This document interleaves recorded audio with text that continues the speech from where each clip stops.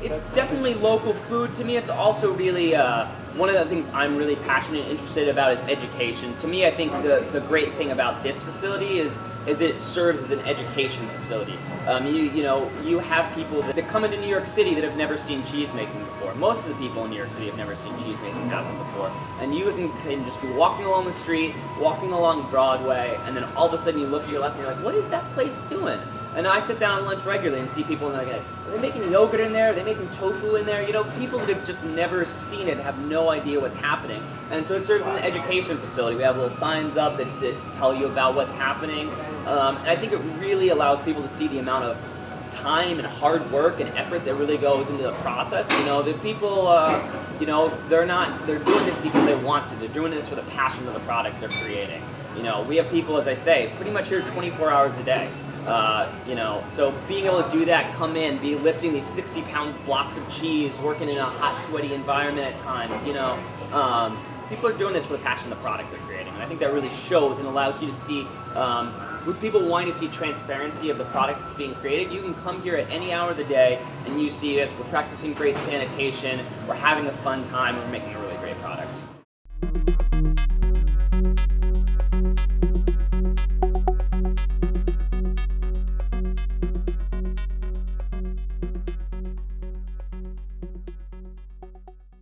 One of the nice things about being in New York City, we obviously have these large vats to make flagship. We also have a nice little 50-gallon demo vat.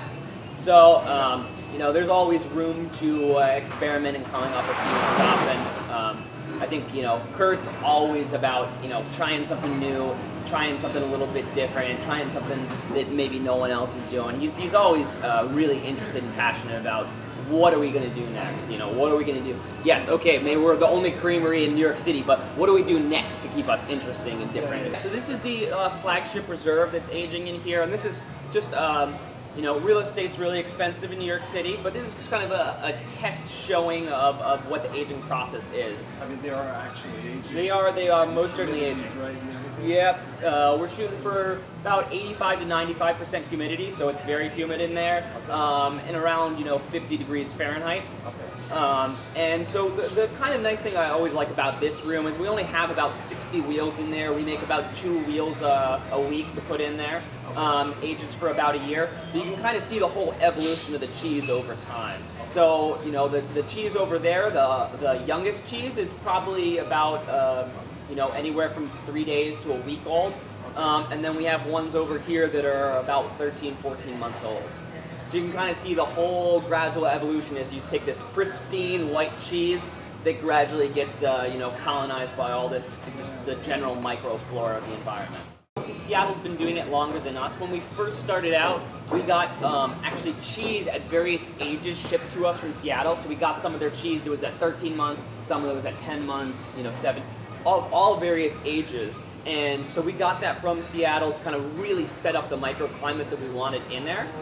And then when we flip the cheese, the older cheese, any cheese over 2 months old, we flip once a week. Anything younger than 2 months, we flip every single day. Okay. And that's just to kind of distribute the cheese around, make sure it's aging out, make sure it's not getting too wonky and off-centered. And so we'd always flip oldest to youngest. So then you're getting your gloves all over that old moldy cheese and gradually moving it down the line to the younger stuff. New York City, obviously, we're at a bunch of cheese shops. We sell all of our stuff here at our flagship location in New York City. Wegmans carries a lot of ours, which is a grocery store around the Northeast. Costco has a bunch. So there's a few larger retail stores you see, and a lot of smaller cheese shops throughout the East Coast. One of the other things I'll say that I think I always forget to talk about, but I know it's something that Kurt's really, really passionate about, is the Flagship Foundation. So 1% of all sales that is made by Beechers we donate to the Flagship Foundation. That's an education-based initiative that we have both originally started in Seattle and then now we're doing out in New York. And with that, we have people go out to schools and work with people in the elementary schools about educating them about food, about bringing in stuff, cooking it with the class, giving them nutritional labels and saying, what is all this stuff on your nutritional label? Do you know what all these ingredients are? Do you know what a Brussels sprout looks like? Do you know what a Brussels sprout looks like when it's actually on its stalk? And getting in with students at a young age and really educating them about the food and really educating them about nutrition. At Beecher's, real food. As Kurt always calls it, he said, we have a pure food philosophy, and that carries over into all the cooking we have here. There's just certain ingredients that we just won't use. There's certain ingredients we won't allow to have in the foods that we use.